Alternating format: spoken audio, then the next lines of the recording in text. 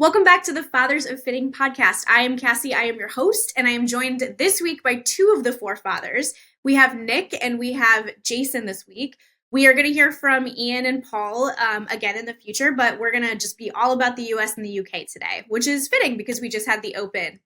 Guys, so one of the greatest things about Club Champion is that we can swap heads and shafts in and out in real time so people can test club combinations that they wouldn't normally see at like a big box store, right? The way that we do this is with the universal adapter. So Nick and Jason, talk to us a little bit about that adapter technology and why it's so important. First of all, Jason, is it the Open or the British Open? Well, it is the Open, but you can call it the British Open if you wish. But I'll take the Open, but the British Open works as well. Either way, we don't care. It was the first one, so we don't care. So me and Cassie have talked about this offline, or actually online on another podcast. But I call it the British Open. I will always call it the British Open, and she does not agree with me on that at all. And I really don't care. I just poke fun at it. But education's a key thing. Education's a key thing. Of course, you're going to say the Open is the British Open, and that's what's great about that. Education, Nick. All I can say is education. We should know that, surely. Okay, universal adapters. I guess I'll start, and Jason, then you can jump in with me. But yeah. You know, I've been using universal adapters. Well, what year is it? 223. So it's about 2004, actually, when we were still EJL Custom Golf. And there was the first person to really do an aftermarket adapter was actually based out of Rockford, Illinois, which is about 45 minutes to an hour from here. And a friend of mine, he was a good golfer, also heavy club tinker. And he just started developing these things called Club Connects. And, you know, at the time, this was like taboo. Nobody did any of this. There was weight issues. There was tipping issues. There was playability issues, all this stuff. And but me being a young guy in the industry, I thought it was like the coolest thing ever. And I wanted to try to figure it out myself. So we really worked at EJL to, with Eric there at Club Connects, to create that system. And we really just adapted it. We made it. We went and worked with a shaft manufacturer, it was UST at the time. And we got so many shafts from them, and we just sat because they were interested in it too. And we sat there tipping them, frequencying them, doing all this stuff to see how we can make the universal adapter play, you know, in the fitting. And then ultimately, when we build a club, it played the same way. And it took a little bit of fine tuning to get there, but we got there, and we've never looked back. And over time, Club Connects was sold and bought and sold and bought.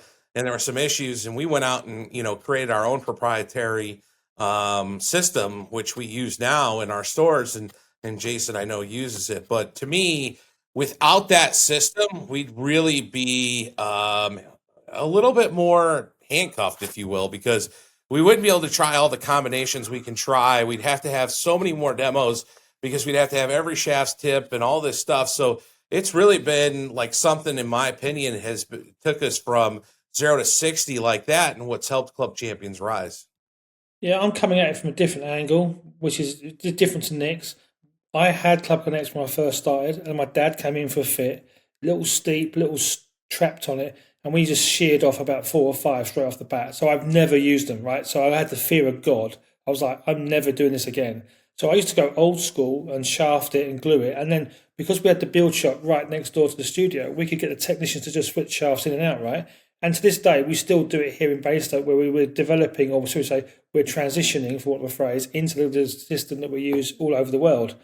But I come at it from the other angle, where I've never used it and never liked it and never trusted it, because it always feels like you've got the mother and father bit, it will feel a bit heavy, swing weight's a problem, you get the lighter weight heads. So for me, yes, I've never used it and I've never liked it, if the truth be known, because I always think it feels different to what you're going to get. However, with the Club Champion one and with a lighter weight head, you get to as near as you can to the finished good, right? So we still, to this day now, are still taking shafts in and out, putting it in. Now, luckily, the build shop is a 20-yard walk, right? So we can do it today. But if you're in the middle of, I don't know, Idaho, that's not possible. So that's where the flexibility of this system is so good, is that you can have it. The boys in Crawley, the guys in Glasgow can use it. And it's very easy to use. For me, I have to earn, it has to earn my trust, right? So right now, it's earning my trust, which is great. But I would say that I'm a late convert to where Nick is, and that's that conversation. That's just being honest and truthful. That we've had that chat before about stuff, and But I think with the lighter weight head, because the mother and father are a bit slightly heavier, you can get to as near as you can. There's no perfect, right? And it's like fitting outdoors. Wouldn't we all love to be in Florida with perfect Pro V1s and the sun's shining and it's 65 degrees or whatever, 85 degrees, whatever, right? That's not possible. The real world says you can't do that. And the next thing, I think the next progression will be grips, because people are getting bigger grips and fitting stuff and moving it on from there. And, is it a +4? Is it a mid-size? Is it, we're seeing bigger grips on lots of clubs now. And maybe that's the next, if you like, bridge point, is being able to put grips on quickly to change the feel of a golf club. But yeah, in terms of what the system they use, it's good because it doesn't break like the Club Connect system did. I mean, maybe it's changed, but we see a lot less, I should say, issues with the system that we're using in Club Champion. But Yeah. we're working through it. I definitely agree. There's no perfect system except building a club, which isn't feasible in most areas. And for me, I will say there's a lot of things that through the process of now helping develop the first one, then when that got sold, me trying to make one that gets around their patent, which is a whole nother story for a whole nother day and $3 million later. But the long story short is that I've learned so much through the system, and a lot of people go, well, Nick, this adds weight to the hosel. It absolutely does. And actually, what I found over time is I used to frequency every golf club. And what I found through working with Connex is that flex probably is your least important thing on a golf club. And weight is actually probably the most important thing. 100%. 100%. I cannot get 100%. Flex means about as much as temperature of the grass, right? If you get a weight that's, let's call it 55 grams, right? Just pull the number out of the air. It's a 55 gram shaft. It's the right balance point. It's the right tip. It can be a regular, a stiff, or even a weak X. And you're probably going to be okay, right? Now, there's deals that we deal in perfect. So, okay, well, what is perfect? But if you get them in the wrong weight of shaft, now what I will say, having seen the system work, is that we are seeing slightly heavier swing weights working a little bit better than, say, slightly lighter swing weights. So we are seeing sort of drivers at D4, D5 working well, and drivers at D0 and D1 being less efficient or less proficient, I should call it. So I am actually converting a bit to. You weren't paying attention in your physics class back in high school? I've got A-level in physics. I'm good in that, right? So I did all that. I'm good on that front. Isaac Newton said mass times acceleration is 4. And half mv squared is all good, right? But but what I would say is this, is that in mechanic, and this is why I talk about fitting stuff, talk about fathers of fitting, and what I like my guys to understand is that you've got to understand the golf swing. If someone comes a little bit over the top and out, which is the majority of most golfers and yada yada, that heavier swing weight or more mass or moment arm, Mr. Sherborne, down the bottom will help them get less that way over the top, right? Doesn't fix it, and we're not golf coaches, but it does tend to have a little bit more help for them to get the club down or less on the outside, more from the inside. Now, if someone's like me who gets lots of side bends and underneath it, I'm the guy that's the opposite. I need something lighter to get in front of me. But fundamentally, for most folks, that's not a bad thing. And that's where you've got to be really careful. I would say as a generic, and this is just as an overall chat, a lot of guys are using stuff that's too long, too stiff, too heavy. And at that point, they can't get anything out of it. Amen.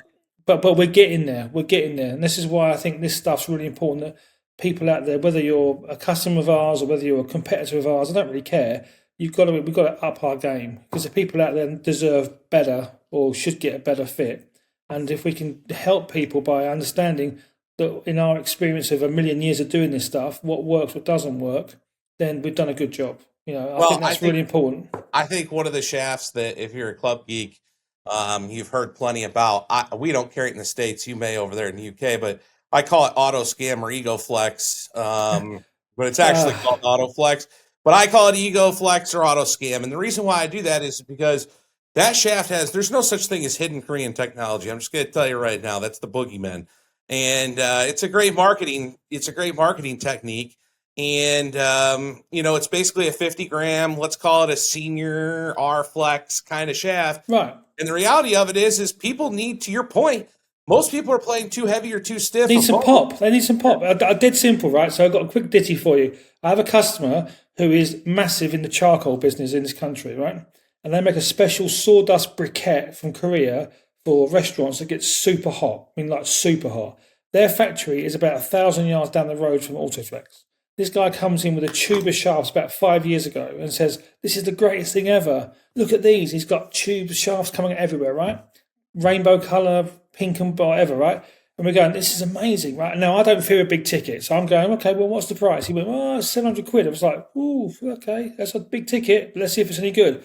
Tipped it up, gripped it up, got him to hit it.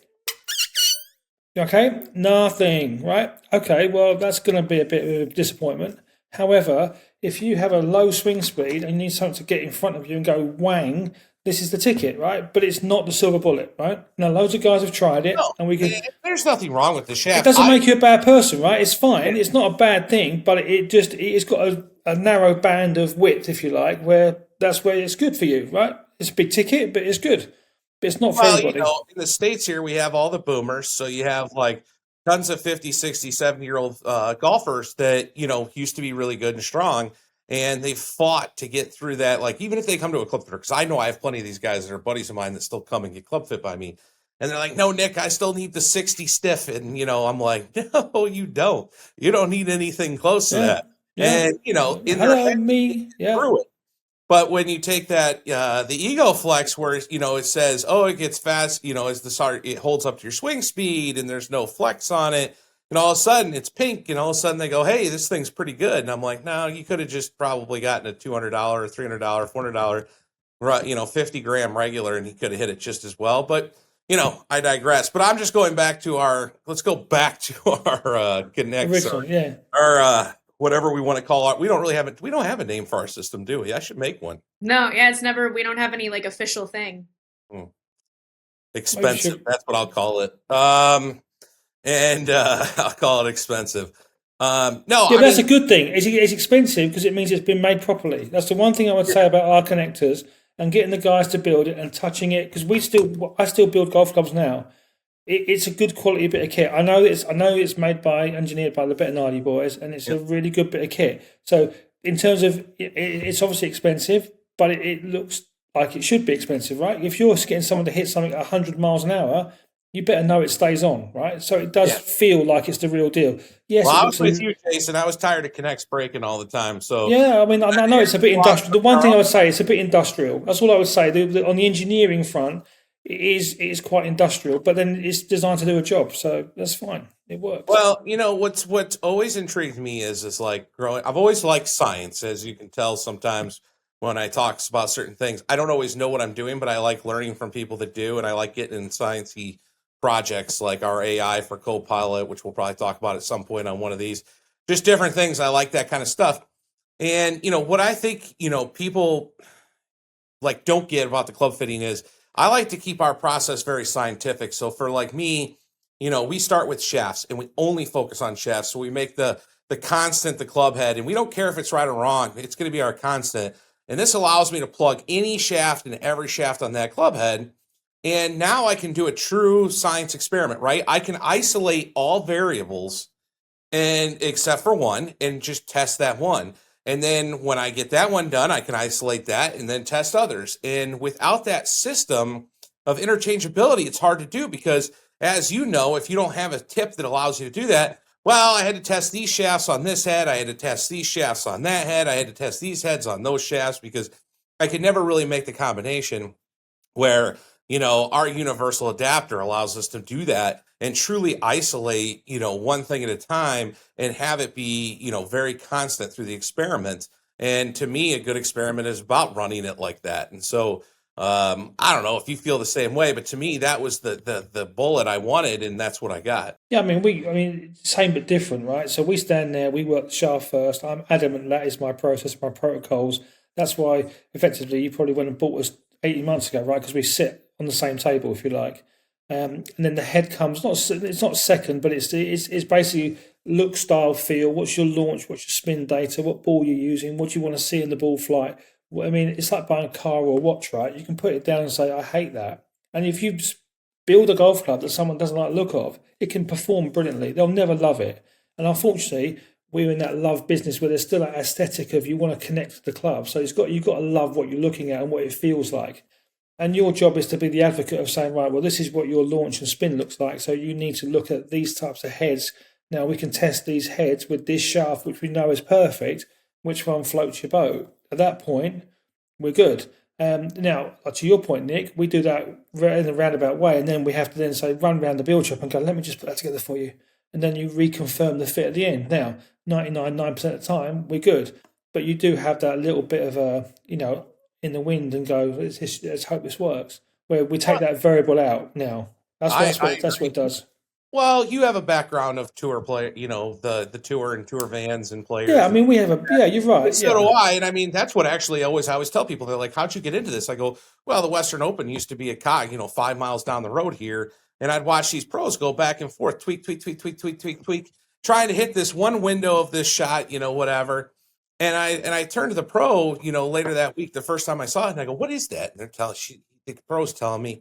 And I go, well, why doesn't the common guy have that? Gal, like, if I want to get out, I was 15 or 16 at the time. I wanted to play golf professionally in my brain, someday. I'm like, well, why wouldn't we? Oh, people aren't good enough. It costs too much money. Exactly. Blah, blah, blah, blah, blah. And I'm like, that's what that's horseshit. They need the help. They're the ones that need the help, right? Yeah, if you're not very good, you need the help. The one thing I would say going sort of into this scenario is that people often look at us as like Svengalis or like Harry Potter's like Dumbledore, and they go, oh, but you know what shaft I need? Well, yeah, because I've seen about 10 zillion swings, and I know that this is your delivery kind of trait, so we can rule them out, and this is going to be where you're going to be. I think you're some sort of magic wand maker or something, but, it's just following a process and understanding what's good and what's bad. And then it stops people getting down rabbit holes where they walk in with a set of clubs and you go, how in the good Lord's name did you end up with a set like that? And you've paid good money for that, by the way, And to your point with AI, there's still going to be a human element. It doesn't fit you as such.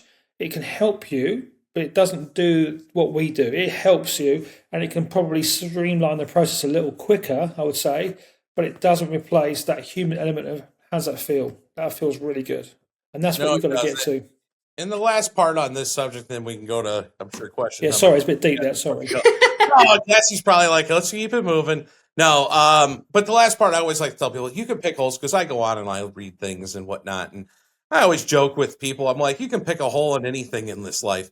But I can tell you, when you want to be able to work through as many offerings as there is out there, and you want to be able to test and do all those different things and make an educated decision on ultimately what you purchase and all that, if you aren't using a universal adapter, in 99.9% of scenarios, you're probably missing out, because you're just not going to get to test as many things. And you're also not going to get to do it in a very controlled environment where you're actually figuring out, is this going to work, or is this going to end up in my garage in, 3 weeks? So.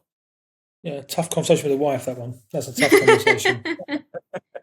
That's actually a really good segue, believe it or not, to our next question, because you guys talked a lot about club build, and you were talking about it in the context of the actual fitting, right? Like going and actually cutting down shafts, gripping, and all of that stuff. But let's talk about the club build that actually goes home with the customer. So for people who don't know, Club Champion has master craftsmen building all of the clubs by hand. Like, this isn't an assembly line. It's none of that. It's very much a craftsman element. So the problem with that, though, when you're comparing it to other fitters and other builders, it's a problem on their end, is the fact that details like swing weight and lofts and lies, things like that, can kind of get lost in translation when you're doing mass builds. So talk a little bit about what you guys have seen in the Bay, or what you've seen with club builds that could be considered a bad build. Like, what are the traits of a bad club build?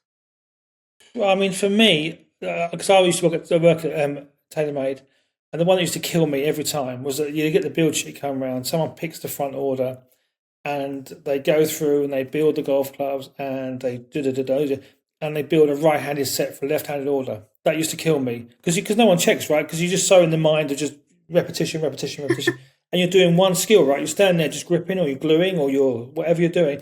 You're not checking anything. You're just basically doing a function, right? It's a function. that used to kill me.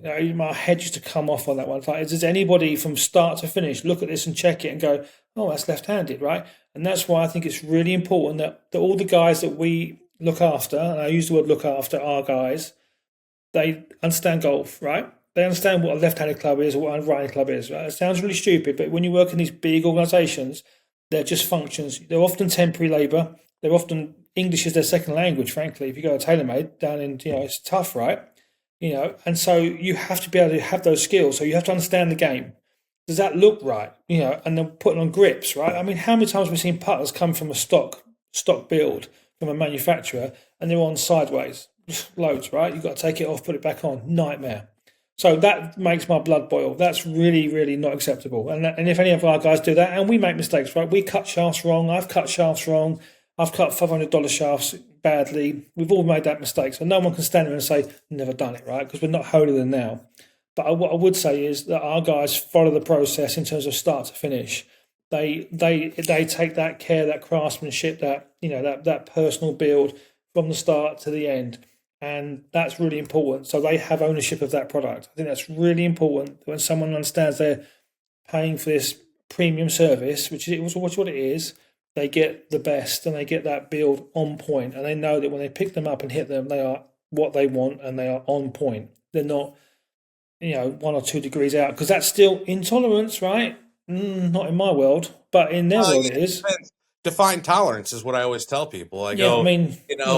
We say a degree is a lot, and they would say 3 degrees or 4 degrees is a lot. And actually, you got to even be trickier. When I say 1 degree, it's 1 degree on each side. When they say 3 degrees, it's 3 degrees on each side. So technically, from one club to the next, you could have a 6-degree variance. And how many times is that? Yeah. 8 irons gone mile, 7 iron goes nowhere. Oh, guess what? The same loft. Tricky one, that. Well, I mean, I got a couple things I like to talk about when the build process that people really don't give a lot of credit for.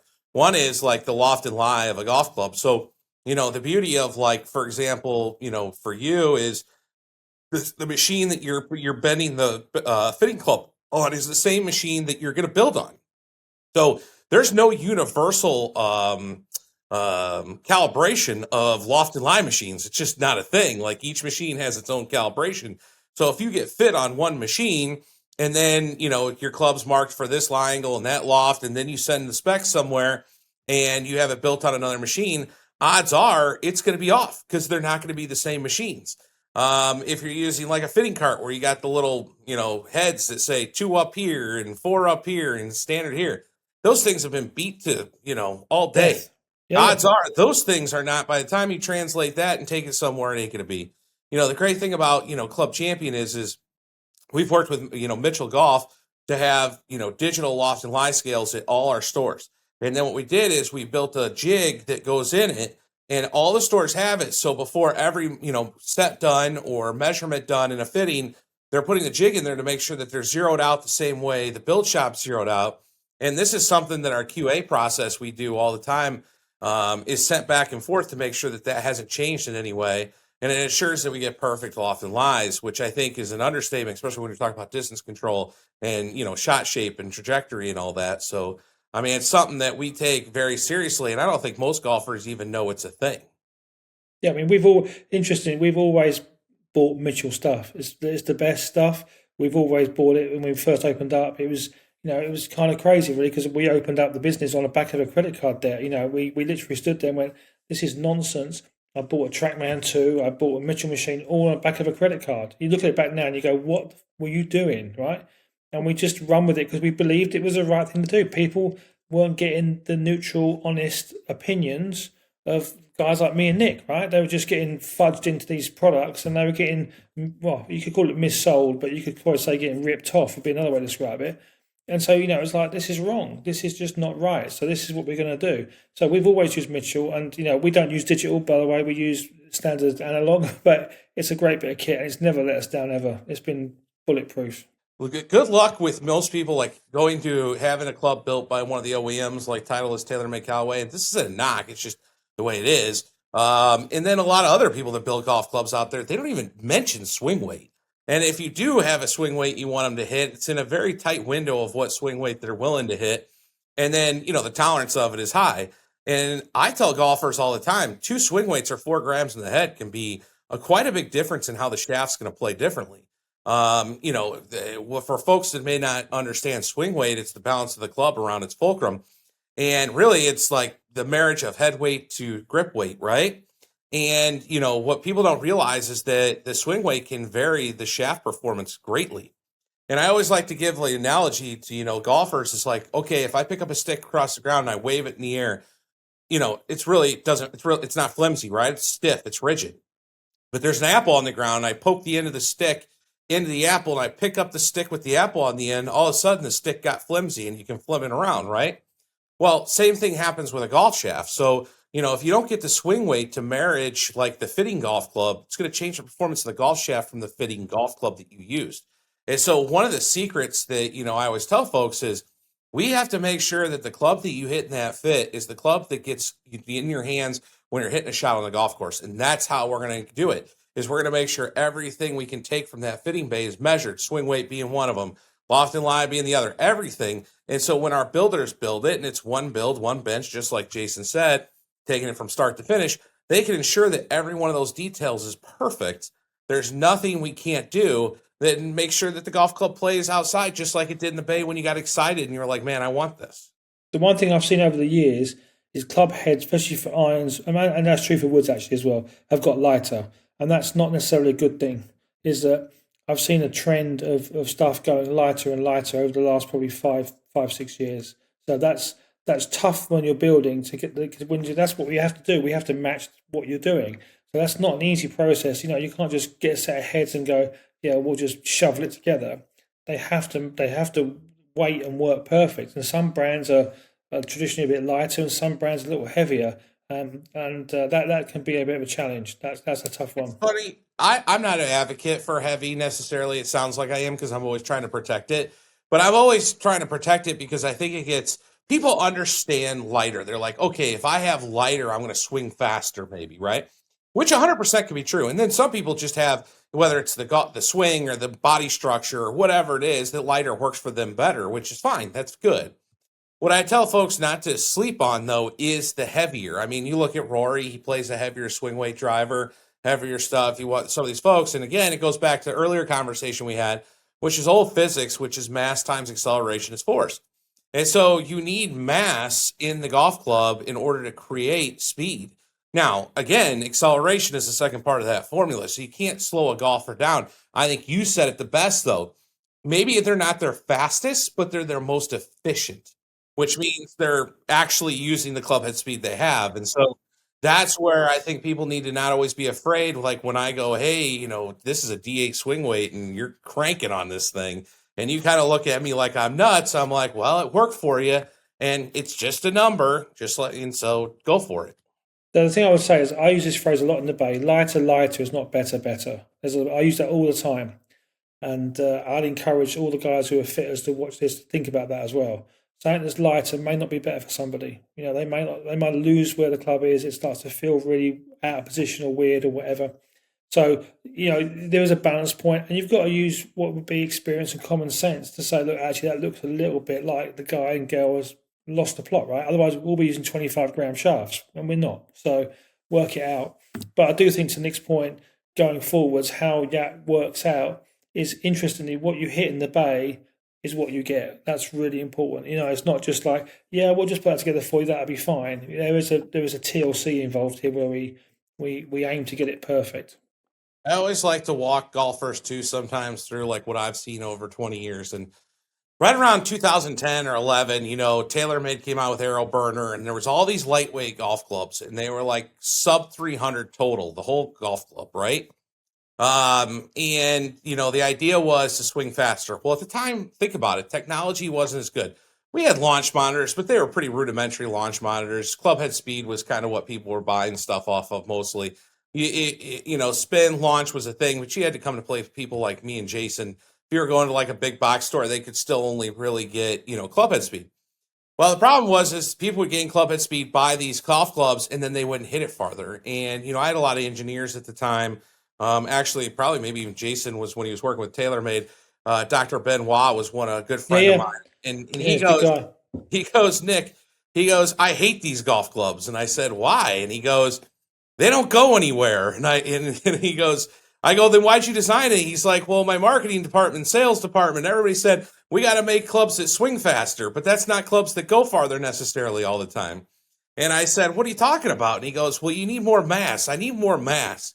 And so it's funny. He comes out with, what was it, the R11. Yeah, but SLDR. Remember, I was working there, right? Yeah. So out the back of might have been the RBZ was kind of like the freak show. That was the first real hot Yeah. face 3-wood. But out the back of all that light, all of a sudden SLDR got born with the weight forward and it really was quite heavy. And that thing, if you launched it in the air, went absolutely miles. Well, and he actually, it probably was the SLDR. I'm thinking an R11, but it probably was that. Whichever one it was, he goes, Nick, I'm sending you an extra weight. Put an extra weight in there. This thing's going to be a sledgehammer and you're going to hit it a mile. And sure enough, he was right. And so, over time, what I realized is they actually started making the heads heavier again because the engineers needed the mass to create distance. But marketing and sales still wouldn't let them get away with it. I mean, before these golf clubs, had we ever had counterbalance golf shafts? We hadn't. Basically, counterbalance golf shafts became a thing because engineers wanted more head weight, but marketing and sales did not want to represent a higher swing weight and have to tell that story. And so they created counterbalance golf shafts. I still today, who have fit, I don't even know, endless golfers and sold endless golf clubs, can tell you truly what a counterbalance golf shaft does. I have theories. I have things it works for here and there, but I really can't tell you. Watch a couple swings and go, you know what? A counterbalance golf shaft can be great for you. You know what? Exactly that. You know what? I'd love to be able to bottle that because I would be sitting in some Bahamian beach going, I'd be like Thomas Crown affair going, this is great. I've got a great life, right? Yeah, because it's very simple. It's very simple. If you know that let's say you're 100 grams, right? I could give you a dummy fit, 100 gram in weight. You put a Dynamic Gold 105 in there. You put a Modus 105, and you put like a counterbalance. I don't know. Let's call it IO 5.5, right?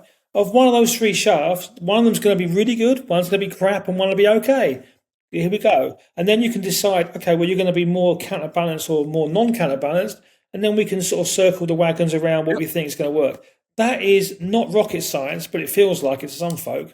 But that's how you do it. Because people always ask me, what is counterbalance? I go, outside of the fact that marketing and sales needed a reason to bring swing weight down because engineers wanted a heavier head to create distance, probably nothing. But the one thing on the back of that, test it and we'll find out. Maybe it will. One thing I would say, Nick, about that, some folk do prefer to feel something heavier in the handle, right? There's all that lead tape crap under the handle, like Nicholas used to do.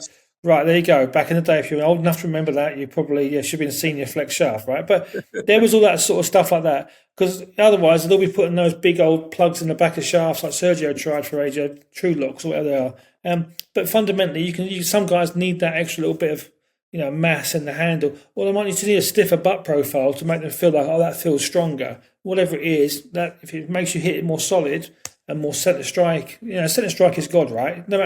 No one ever beats the laws of physics. Don't care how clever you are, how many degrees you got. I prefer to hit them off the toe. Yeah, well, yes, just because you're trying to sneak a few more yards. We all know that. But it's good. It's good. That's also a good transition. You guys are on fire today. Although, when I woke up this morning, I wasn't expecting to talk about apples on the end of sticks or Harry Potter wands. So this is already wild. But shifting gears a little bit to the pros, we were just talking about Nicholas, Rory, and some of these guys. A listener actually asked which pro golfer's game you guys envy the most. So not their career. So I'm going to cut Nick off before he says Tiger Woods as his default answer, because that's his default answer for everything. Not the actual career, but the mechanics of their swing. So their full swing and their putting stroke. What do you guys, or who do you guys envy? I'll flip you on this. The guy that frustrates me the most is Rory, because he is the best ball striker by a mile, right? I've been privileged to stand close to the guy, and it's a different level. He makes John Rahm look like dog shit, right? He is unbelievable in terms of ball striking. Driver 3-wood, unbelievable.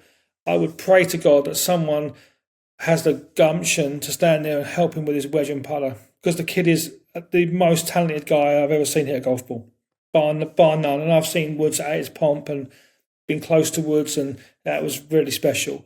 But Rory, I love the guy. I think he's great for the game, but just if he could just work out what putter, what wedge system works for him, I think he could be world number one by a million weeks. It just frustrates me. I love the guy. I think he's the most talented kid. Fantastic. I just think he's special, special, special, special. Man, this is harder for me. I don't have as passionate of one as Jason did.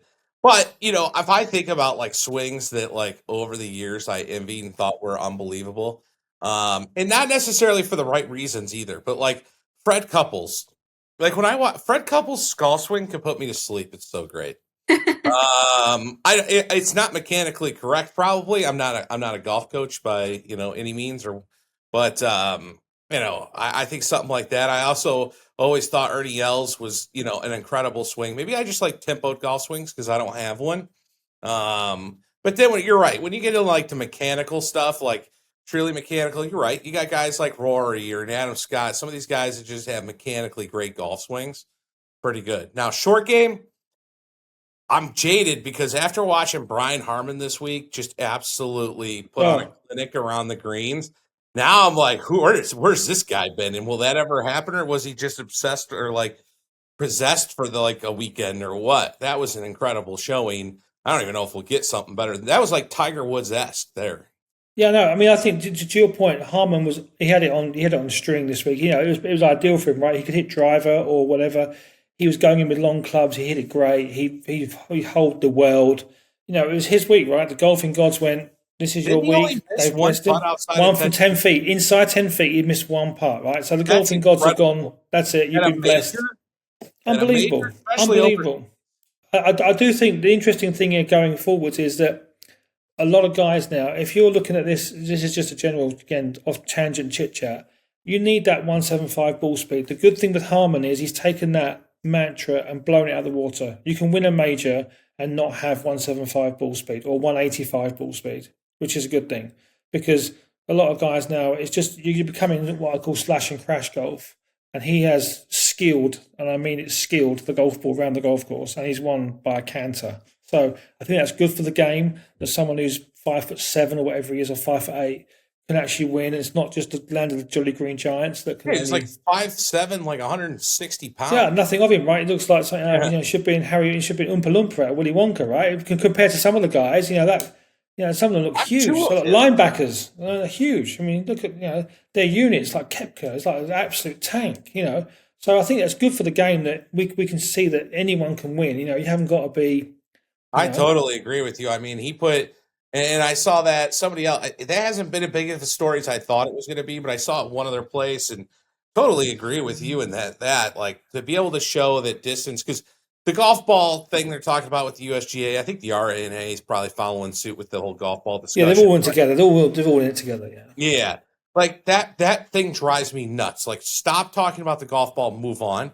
And, bottom line, you change the golf ball, you're going to have to change the golf course again. People are just going to move up. It's just like a game of, chess. But Brian Harman shows, like, sure, distance helps. Distance is king. You cannot argue distance is king. But distance doesn't automatically mean a win. And, you can still have, the folks like a Spieth or a Brian Harman that can just, get up and down. Golf their ball. They've got to golf their ball, right? I think this frustrates me because we're going to sit by purification, 2 rules, one. If you drive it in the fairway, you've got a better chance of making a birdie than if you drive it in the gunk in the rough, right? So, real simple equation. You narrow it up. You make the outsides a lot tougher. So if you do take the big dog and you give it a slash and you miss the fairway, it's a tougher shot. You shouldn't be giving the old, I can't believe I haven't got a lie. Well, yeah, you've driven it 40 yards in the junk. What do you expect? Do you want to walk up and see a lie? You expect this to be a good lie? I mean, and the trouble is, they've almost become entitled and privileged to expect that to happen. So it's almost like you've created your own environment. You've created your own problem. If you had back in the day, and this sounds really like old man now, in the 85, 90s at US Open, if you missed a fairway, you were chipping out, and it was chipping out. It was sideways, right? The idea of going for the green was bonkers. And you got guys like Faldo and Monty and Curtis Strange, who were unbelievably good, fantastic players, but they could golf their ball. They could hit it straight. They could hit it on the green. They could have some putts. They had some short game. I think we need to get back to those core values of, keep it in the golf course. You don't expect to hit it out of territory and expect to get a shot. That's just not acceptable. Yeah. I don't know if I have a whole lot more on this one. Cassie. No, and to be honest with you, I was wondering if you were going to go with tempoed swings or if you were going to go with odd swings. So like a Jim Furyk, you said Freddie Couples. I wasn't sure if it was going to be a swing that stood out or if it was just, I could watch Adam Scott swing a golf club all day because it's so perfect. That's pure. It's pure. It's so perfect. Absolutely pure. I was going strictly by that. Odd swings, I love Furyk swing. In fact, sometimes when I'm at my best ball striking, I think I'm doing a Furyk move, but I'm actually not. It just feels that way to me. And kind of helps you get the club more inside and pretty good. Yeah. And speaking of odd swings and odd golfers to be talking about, that'll actually bring us to our last segment, which is Analyze This. So this is a segment where I'll give the guys a pro golfer and they guess a couple metrics about that golfer's game. So instead of going with Brian Harman or Rory or somebody that you would expect after the Open, this week our pro is John Daly. Yeah. He's one of my favorite golfers, so this is not a hot take for me to bring him up, but I do have some weird metrics for you guys. So we'll do 3 metrics that you guys will guess. And this week it'll be average driver distance on the Champions Tour this year, because John Daly is obviously still playing. So what's his average driver distance? Second one is greens in regulation percentage this year on the Champions Tour. Yeah, that's right. I did that. And then lastly, number of wins on the PGA Tour. Oh, I know. You're welcome. I hate you. Pretty hard. Is greens like 14? It's just you would say 14 out of 18. Is that what you're saying? I said percentage, but yeah, I have a calcalculator. Oh, okay. So I got you. Okay. Whatever. Yeah. I can't work that out. I can turn it to percentage. I was gonna say I got it right here if I need it. I was Who wants to go first. Yeah, we can go either way. I got my notes. Oh God. Okay. Well, I'll tell you what. Driver distance. I'm probably going to go for like 285, 287, 287. Let me go 287. Man, you were right where I was because I was at 285. So maybe I should go on the low. Oh, man, I don't want to go lower. It's John Daly. You can't go low. You can't go low. 288. Do me by a yard. Yeah, I don't want to. You know what? I will do that. I'll go 288. You dog. 88. I think you're right, though, Jason. I think it's going to be closer. I think it's going to be lower. I'll tell you what, seriously, I had the privilege of being up close with him in the, when did O'Meara win at 98 Open? I worked for Callaway at 98 Open. He was clean. He was in top shape for Daly. And I was going to say top shape. Yeah, he put in golfing terms, right? But he flushed it. He stood there, and there was Tom Watson, all these other guys, and great players of the game, and he just killed it. He had, and then for a guy that killed it, he had touch. People don't realize how good he was around the greens as well. He had skills. Obviously, that's probably one of the biggest tragedies in the game that he just lost himself. I mean, what a guy, and a nice guy as well, by the way. Genuinely decent fella. Decent fella. He's a different bird, that's for sure. Yeah, no, and he's amazing. He when he stood there, he just like did that Cobra Ultra Mid thing. That was good, so good. So right, enough of that. Yeah, greens in regulation. What do you say? Gonna go. He's not great on this front. I'm gonna go probably 68%. Okay. I was actually gonna go lower on that one. I was gonna go like 63%. 63%. Not Okay. good going first. Right. I would have been happy. I was kind of locked in. I didn't know that one, but I was like, I'm going to go 6.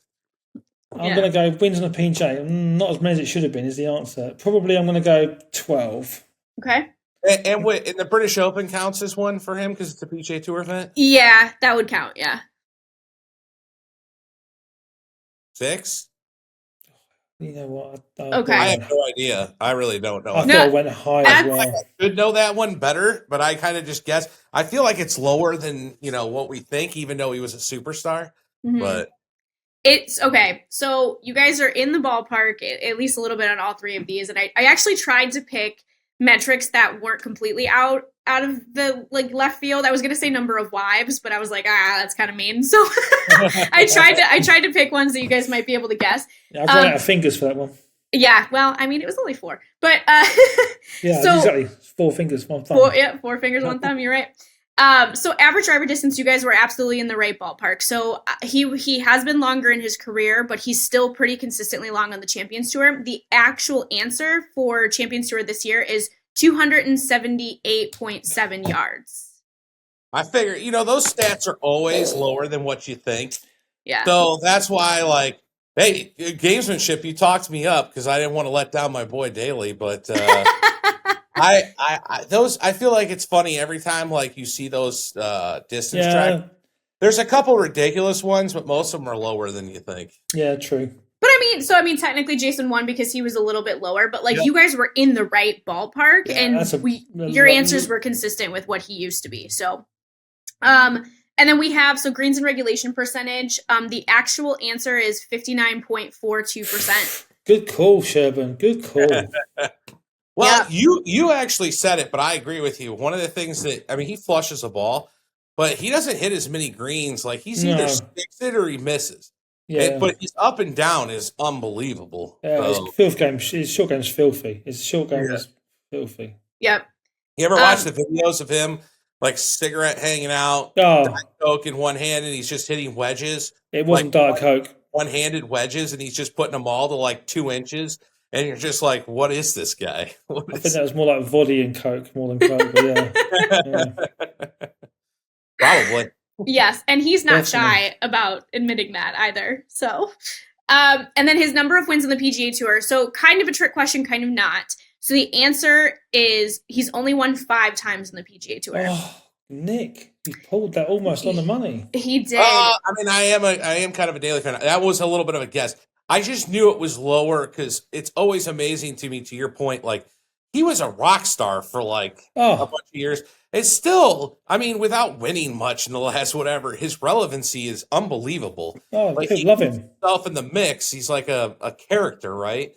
So, especially in the States, probably more than over there. No, but everyone loves him. He is universal. Everyone loves him.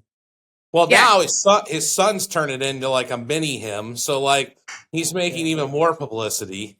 What college kid wouldn't want a lifetime sponsorship by Hooters? We don't have that over here, sir. Oh, you're missing out on fried pickles. Unfortunately, I believe it not actually. They're I actually think they're great wings. In fact, I got them Saturday night. We picked them up, but they're dirty. They're not the. People make fun of me for liking Hooters wings. Let's just say that. But no, Hooters. I don't eat meat anymore, but when I did, it was my favorite place to get chicken. It's delicious. So John Daly with a Hooters sponsorship makes all of the sense. Sounds like we need to open a Hooters franchise in Basingstoke. Yeah, anywhere, I think. Sounds like it, yeah. There you go. Right next to Club Champions, so you can get wings after your fitting.